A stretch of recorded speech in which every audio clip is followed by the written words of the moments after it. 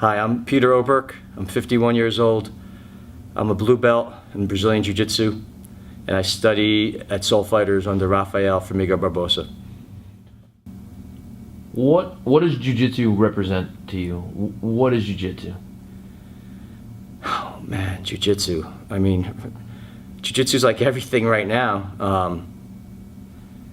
Jiu-Jitsu for me is like the warrior's yoga, because it takes me out of my mind and really puts me in my body. I organically discovered that it's primal. It takes me to a place as a man of fighting, of defending, of attacking, very cavemanish, but a very important place. And the thing is, that could sound a little crazy, but when you train with guys, there's no animosity or bad feelings, or it's a lot of support. So you train hard, and then you're friends right away. And you train hard with other guys and you're friends, and it's just this great thing to do for my mind, for my soul, for my body. Has Jiu-Jitsu changed the person that you are? As your Jiu-Jitsu's grown, have you grown? Absolutely. In a way, Jiu-Jitsu has taught me to live successfully in the modern world. In the modern world, especially as you get older, you're pulled from so many angles by the machine, by society, by all your obligations. You always have to be someplace. You always have to talk to someone. You always have to take care of some type of business. You have to pay some type of bill. You get lost in that, and that's not really living at all. But when you do Jiu-Jitsu, it takes you into this warrior brotherhood and sisterhood, and all that goes out the window, and you go into this deep psychological, spiritual place that is not out there, but it's in here. It's in you. It's kind of like going home, and I guess I was lost and I didn't realize it, and because of Jiu-Jitsu, I found my way. It helped me with my path. You mentioned brotherhood or sisterhood. Overall, that's more along the lines of camaraderie. Can you describe for people that maybe don't know, or maybe people that are just starting Jiu-Jitsu, can you explain your experience with the... Well, even though you're a solo person and you're responsible for all the things that you do in terms of on the mat, your successes and your failures, you're part of a team, and you have coaches and you have friends around you, and when you train with the same people over and over, you support them, they support you, you all push each other. I'm a better fighter now, and I'm very serious because I have serious people around me.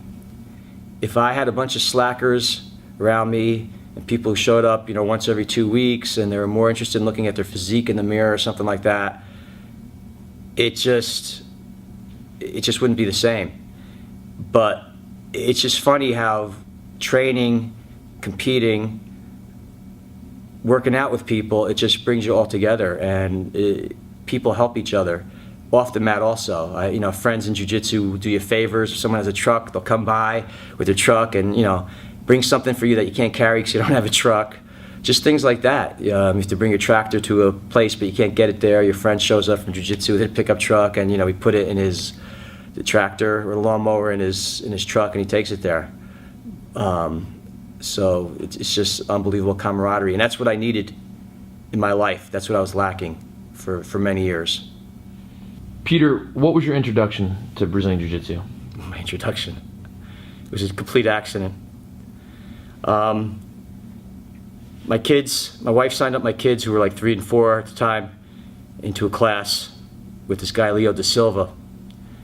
And they were the only kids in the class, and he said to my wife, bring the father. So I showed up one day, and he just grabbed me and tried to beat me up and choke me and stuff. So I started laughing at him, and he got upset. He said, "What's so funny? What's so funny?" And I said, "I can't believe I'm paying money so my kids could see their father get the shit beat out of him." I said, "That's not the stupidest thing I've ever done in my life. I don't know what is." So he said to me, "Well, come to our adult class." And I just said, why? And he goes, because it's fun, you'll like it. And, I didn't know, so I just showed up. And then, the first time I wasn't sure, second time I wasn't sure, and then I started coming, I liked it. And then I was hooked. Awesome. So it was a complete accident. What was your first experience like, not coming from a grappling background to your first classes in the adult, the beginning stages of jiu-jitsu? What was that like for you? It was kind of confusing because, I was an older guy. I don't know if I was 45 or 46. I forget how old I was. And, a lot of young guys there, and they're grappling, and, they just kind of throw you in. They show you a move, and you start grappling. But, I started doing it. I stuck with it. And one guy who was a pretty strong guy, a built guy, and he had all these tattoos, looked really tough. He said to me, "Hey, you're really strong." And he says, "You're stronger than you realize." And he says, you could develop that. You just got to keep going with it. And that was a door opening for me, because I didn't realize I was strong. I thought I was, okay in terms of strength, but I didn't realize I was a strong person physically like that.